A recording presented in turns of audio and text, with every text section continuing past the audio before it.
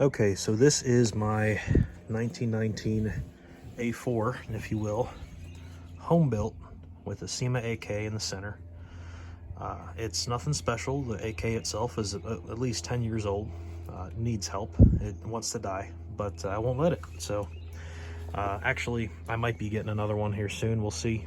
But yeah, that's I'll give you a little rundown of this thing. I figure, you know, before I take it to a game tomorrow, I'll make sure that I have it for posterity in case something breaks,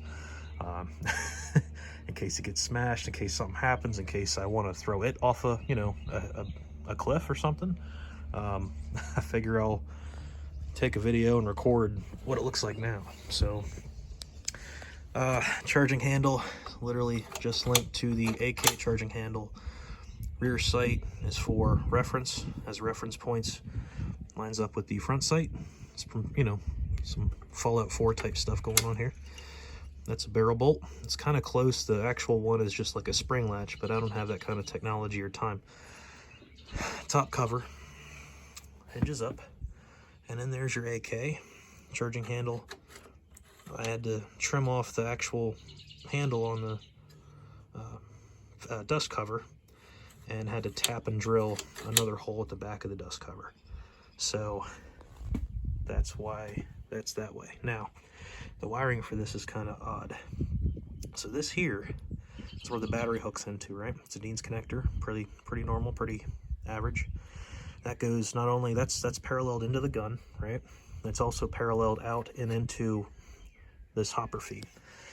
So this hopper feed has a spot for a 9-volt battery normally. It's so I'm running a 9.6, I think NiCad or NIMH or something like that. I'm not going to dig anything out of there to show you, but there is still a spot for the 9-volt to go if I have to use it. But right now, it's wired to use that 9.6 volt. So I'm hoping that it'll be okay. I'm not sure if it's going to affect anything as far as like power on the gun, but we'll hope not.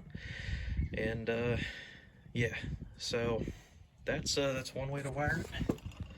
If you want the bottomless feeder, you wire the Tamiya. If you want, I also have, you can use a drum magazine. I use as an AK to M4 adapter and use it an M4 drum.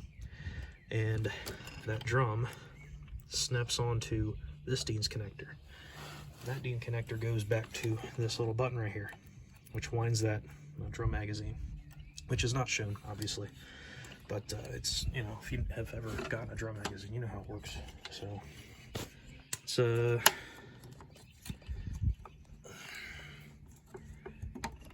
sorry. So yeah, this whole thing was actually made off of a light pole that I got from, I'm sorry, a light pole extension I got from taking down an old shoebox light on a parking lot light. So if you watch my other videos, you already know that, but I had to trim it up a little bit to get it the right dimension. But it was a perfect width. It's 2 inches, which is approximately the width of the receiver, the real thing. So makes sense. This is a 1.25" EMT connector, 1.25" EMT. Those holes were labor of love, and only after I drilled them all did I realize that I drilled them in the wrong pattern. So you can consider this the beta version, the alpha, whatever, I don't know. But the holes will be the right way on the next one if I build another one. Yeah, and this carry handle here, it's just a U-bolt or a window clamp that I bent out. This is a 1x1 piece of wood for the handle, carry handle. This is just a piece of metal that I bent for the pintle mount.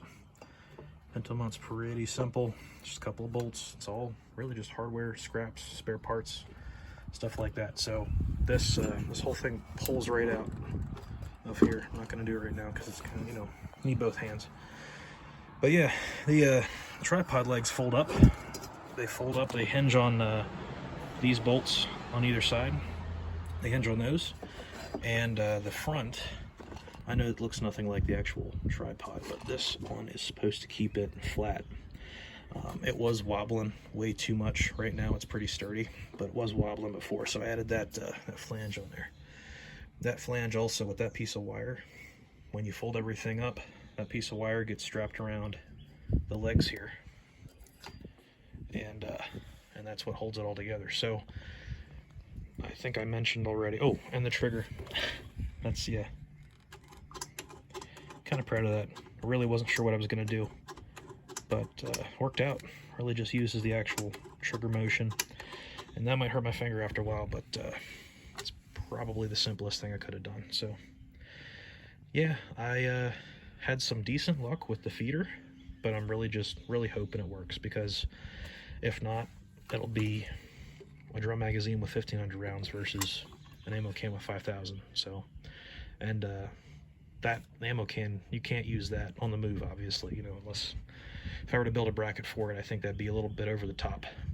I could, but that'd be too heavy, and I already have issues with like physical issues with my joints, so, which is ironic that I even built this. So yeah, but it's really cool. I like it a lot. Just wanted to show you guys. So yeah, thanks for watching, and if you like what I do, subscribe, like, share, whatever. Get the word out, because eventually I'll be old and decrepit, and hopefully I'll still have use of my hands, so maybe I can build these and eke out a living that way. So yeah, thanks for watching.